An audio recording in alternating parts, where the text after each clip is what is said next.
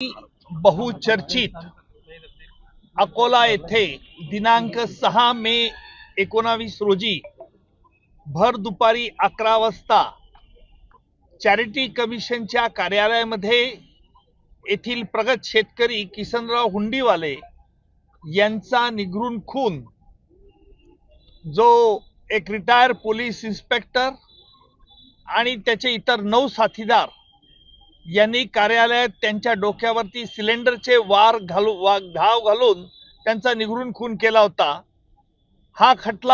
या खटल्यामध्ये आम्ही जवळजवळ एकूण 22 साक्षीदार तपासले आणि 10 आरोपींना आज जिल्हा सत्र न्यायाधीश यांनी जन्मठेपेची शिक्षा ठोठावली आहे। माझ्या समवेत येथील जिल्हा सरकारी वकील देशपांडे, त्याचप्रमाणे फिर्यादीचे वकील देखील नरेंद्र धूत यांनी देखील काम पाहिले आणि इतकंच नाही तर या खटल्यामध्ये जी भीषणता आणि क्रूरता मी आरोपींच्याकडून बघितली की मयताच्या डोळ्यात देखील त्यांनी टोचाचे वार केले होते आणि त्यामुळे ह्या अकोला शहरात एक घबराटीचे वातावरण निर्माण झाले होते। परंतु आज 10 लोकांना जन्मठेपेची शिक्षा मिळून न्यायालयाने देखील न्याय दिलेला है। सर कुल कितने आरोपी थे और बाकी आरोपी का क्या हुआ? 15 इस मुकदमे में या खटल्यात एकूण 15 आरोपी होते। त्यातील 5 आरोपींच्या विरुद्ध पुरेसा पुरावा नसल्यामुळे आम्ही देखील न्यायालयाला विनंती केली होती की या 5 आरोपींच्या विरुद्ध फारसा पुरावा येत नाही। त्यातील 2 स्त्रिया देखील होत्या आणि म्हणून न्यायालयाने त्यांची पुराव्याअभावी निर्दोष मुक्तता केली। सर आज ज्यांना जन्मठेप झाली त्याच्यामध्ये मुख्य नावं जी आहेत ती कोणती आहेत? त्यातील मुख्य आरोपी श्रीराम गावंडे हा अकोला शहरात पोलीस इन्स्पेक्टर म्हणून याने कार्यरत होता।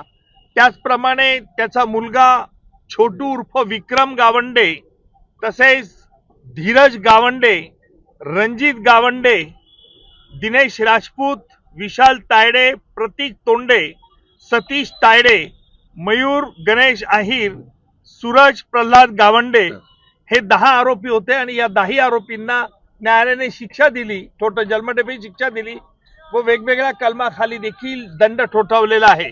उर्वरित जे 4 आरोपी होते त्यांना 5 आरोपी होते, त्यातील 2 स्त्रिया होत्या। त्या 2 स्त्रिया आणि इतर 3 लोक यांच्या विरुद्ध फारसा पुरावा नसल्याने आम्ही न्यायालयात पारदर्शीपणे न्यायालयाला कळवलं की यांच्या विरुद्ध पुरावा नाही, त्यामुळे न्यायालयाने देखील त्यांची मुक्तता केलेली आहे। हा निकाल येथील जिल्हा सत्र न्यायाधीश श्री शिवाजीरावजी कचरे साहेबांनी दिला आणि याच्यामध्ये आरोपीतर्फे बचाव साक्षीदार देखील तपासण्यात आला होता। परंतु हा बचाव साक्षीदार देखील आम्ही सरकारतर्फे उलट तपासणी घेऊन हा बचाव साक्षीदार न्यायालयाने त्याची साक्ष विश्वासार्ह मानली नाही। सर एकंदरीत पुढची प्रोसिजर जी असेल ती काय असेल सगळ्यात? यानंतर आरोपींना या निकालाविरुद्ध अपील करण्याचा अधिकार दिलेला आहे। परंतु आमच्या मते या खटल्यात प्रत्यक्षदर्शी साक्षीदार व परिस्थितीजन्य पुरावा असल्याने आमच्या मते हा निकाल बरकरार राहील।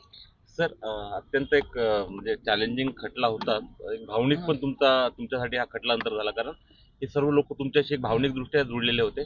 एकंदरीत या इथपर्यंतचा प्रवास जो होता तर कसं वाटतं तुम्हाला? महाराष्ट्रातील अखिल गवळी समाजाने मी हा खटला चालवावा अशी माननीय मुख्यमंत्री देवेंद्रजी फडणवीस यांना केली होती आणि स्वतः महाराष्ट्राचे मुख्यमंत्री देवेंद्रजी फडणवीस साहेब यांनी मला फोन करून सांगितलं होतं की आपण हा खटला चालवावा।